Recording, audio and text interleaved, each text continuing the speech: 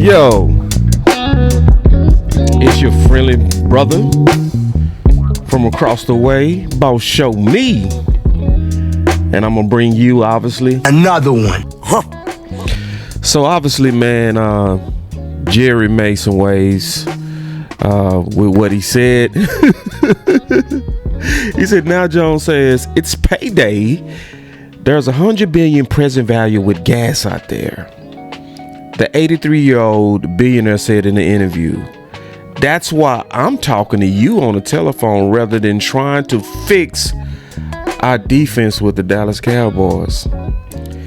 Well, the initial reaction is going to be obviously, Oh shit! Oh shit! and so I want us to be very careful. And that's why you got to come to channels like this so I can really break down the tea leaves and really explain this stuff, because sometimes it's really good, sometimes it's really bad, sometimes it's nothing, sometimes it's something. So before I get into the tea, this stream is brought to you by Sleep App. Go for a Hail Mary on your sleeper picks and win up to 100 times your money. Use promo code BCS and Sleeper will 100% match your first deposit up to $100. Okay, so let's go and get into it. So I'm gonna tell you right now, whenever you're dealing with Jerry, right, things are not as always as it seems. You're dealing with a very savvy person, and when you're dealing with the Dallas Cowboys, things are sometimes not as what they appear to be. Okay, so sometimes you have, especially when you see quotes like what happened, especially when it's highlighted. Come on, y'all. You know what I'm saying? This is, sometimes I'm gonna just say what it is. Sometimes this is media generated drama, right? But then also, this could be also Jerry generated drama. And I'm gonna explain both, right? Now, what I don't want the good people of Cowboy Nation played with, you know, because they can be played with by either side. It can be coming from the media. It can be coming from Jerry. So let me explain. Really, one of the key things to know is I've heard some of the media people said, like I even heard Sean and RJ say it many times, and Bobby Belt, that they root for drama. It's in their best interest to see drama because it's better for their business. It really is. It's that old saying that controversy sells, you know? And Bobby said all the time, if it bleeds, it reads. It's the reality of the business, right? To where when it's something that can spike our emotions, it's going to be in their best interest to highlight that. So us knowing that the defense is at an all-time low and pretty much holding us back from being contenders, that's bleeding. That's bleeding, okay? And sometimes media people are going to capitalize on that, where they're basically waiting on people to slip. They waiting on Jerry to say something that can go right into the veins of Cowboy Nation, and then they go play on it. They're gonna highlight it. They're gonna beat the drum of Jerry being incompetent and all this kind of stuff, and it's feeding into the drama and the emotion, and it's media generated. Where this could also be the word Jerry was just tongue in cheek. And when you look at it, like, you can take this a couple of ways, right? When he say, that's why I'm talking to you on the telephone rather than trying to fix our defense. In other words, this must be a big deal because I was actually working on fixing the defense. You could take it like that. And see, it's that old saying, you got to be careful. All of us, every one of us. That's why sometimes X is dangerous, because sometimes people write, and when they're writing, it's not in the spirit of how they're saying it, you know. But when you read it, it could come across like he's not trying to fix the defense. Jerry is, you know, he's silly. And that's what they want, and that could be the case, right? So, and you could say it like this. You could assume, oh, Jerry's out here That's the problem, is Jerry's just focused on money and he's not worried. You could really make that assumption, right? You could. But you also could make the assumption that he was saying that I had to step away to make this announcement because I was busy working on that. So, you know, it's no way to really kind of know exactly what he meant by it unless we actually was in the interview and we heard the context and we heard how he said it and all that, because that's all important in terms of understanding. So that's if it's media generated, though. I want to explain that. That's media generated drama. But then you also have sometimes Jerry that'll do it, right? He'll manufacture this, yeah, and he'll do it for frankly just old dollars and cents. So let me show you a couple of times to where Jerry talked about it, right? So this is Jerry when he was at the Netflix. Listen. America's team synonymous with the Cowboys. How do you view the franchise's role in shaping not just the NFL but also pop culture largely as a whole too, with a lot of things? Well, I do believe if we're not being looked at, then I'll do my part to get us looked at. The beautiful thing for networks or, if you will, streaming companies is that the NFL is a 365-day-a-year interest factor. A lot of programming, you have to spend as much to make it, to promote it, as you do to make it. The Cowboys are a soap opera 365 days. The screening will begin when it gets slow, momentarily. I'll stir it up. Please take your seats. And so it. He said, when it is slow, I will stir it up.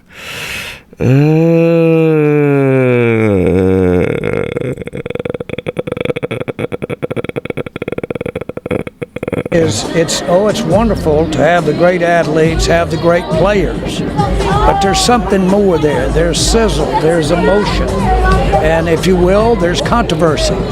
That controversy is good stuff in terms of keeping and having people's attention.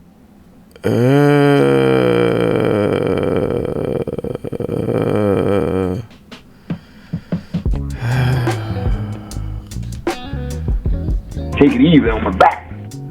Now, I know that you know every time this subject comes up, it makes news, but yesterday, I believe it was yesterday, I've actually got a couple of coaches in addition to Jimmy that I would want to put in the Ring of Honor, and as you can probably guess, in the last 24 hours, that has gone everywhere. Do you get tired of talking about this subject? And if not, can we talk about it some more right now? Not at all. My experience has been, and I hope that our fans would understand that.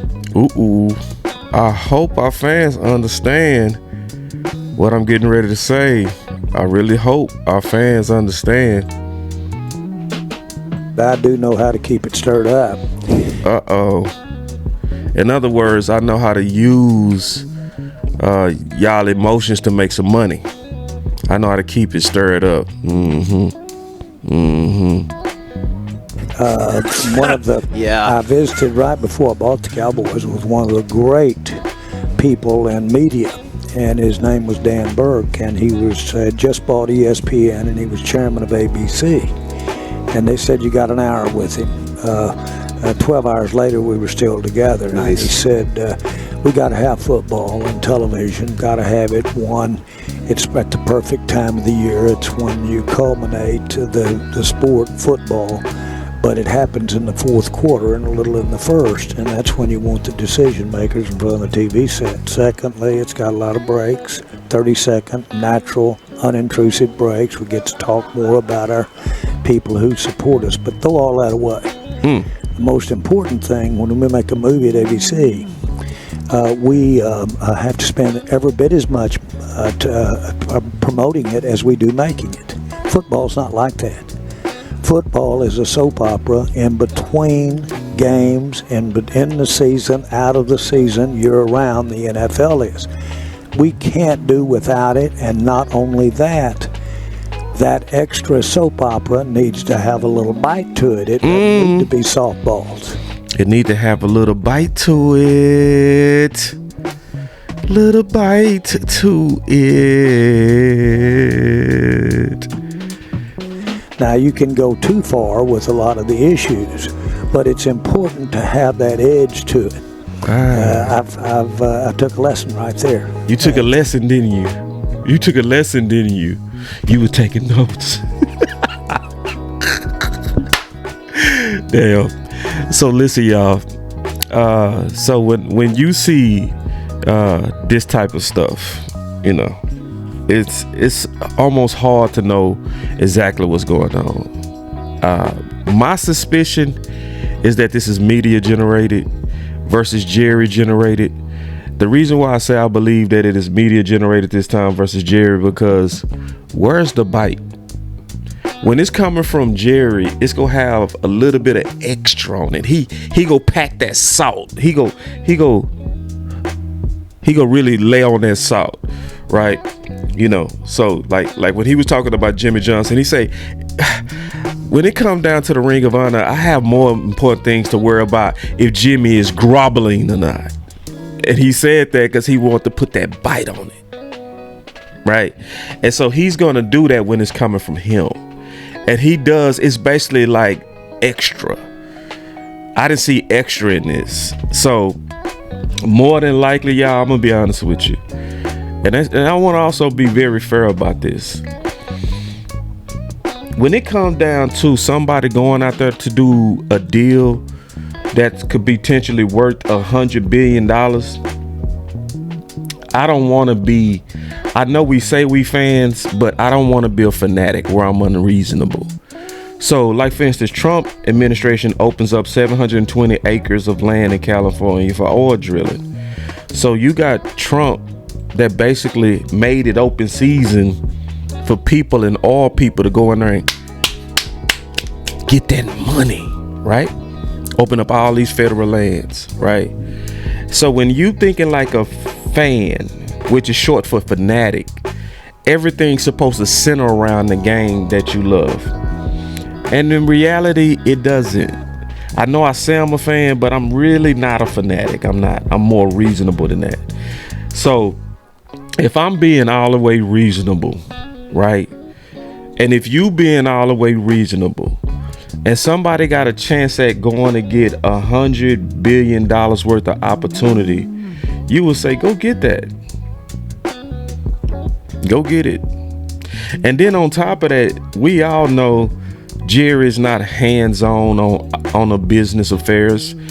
If anything, he go take a call. If anything, he gonna be the final sign off, but he's not just drilling the phones and all that kind of stuff. When the deal get close to done, that's when Jerry will step in. So I'm not gonna let this whole thing make me overreact. I'm not, you know. And I'm gonna be fair to Jerry like I be fair to Michael Parsons, because it was honest, and just in my opinion, people might take offense to what I'm gonna say, but I felt like we was being fanatical when we were saying he can't do a podcast. It's like, wait, bro. He's spending 30 minutes a week and he making buku bread. He was the president of Bleacher and he was literally making buku money. They was coming to his house, setting up all the equipment, and they saying, just talk for 30 minutes. We're going to cut it up. We're going to repurpose it, and we're going to send you a check. So I'm not going to be so fanatical to where I'm like, I want you always focused on football. I just want football out of you, you greedy mofo. That's fanatical, man. Now let Michael go get that extra bag. I ain't tripping.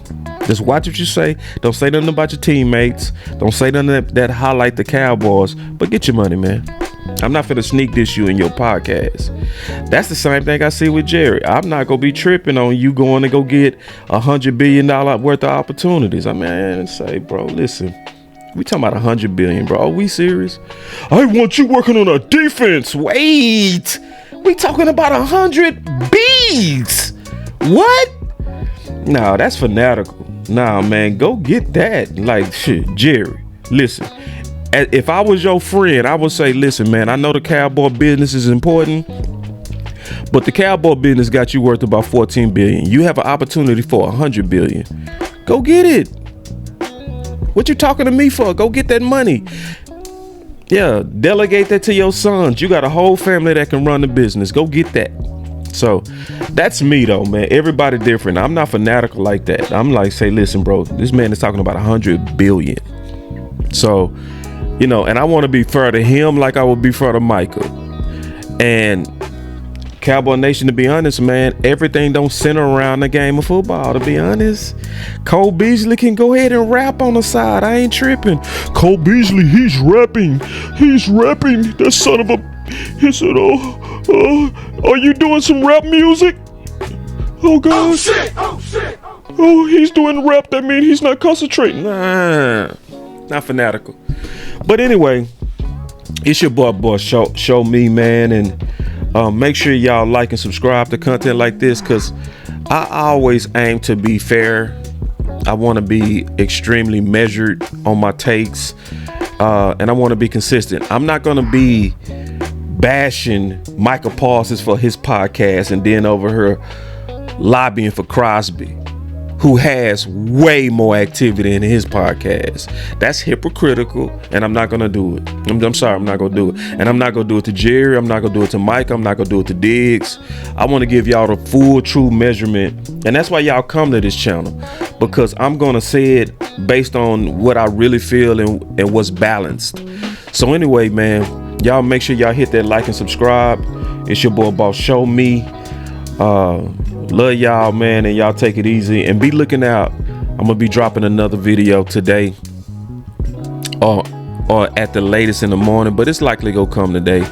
I've been working on this for a minute. The real big back type, and to me, my ideal candidate. But man, I'm out, man. Y'all take it easy, your boy Boss Show Me. Peace.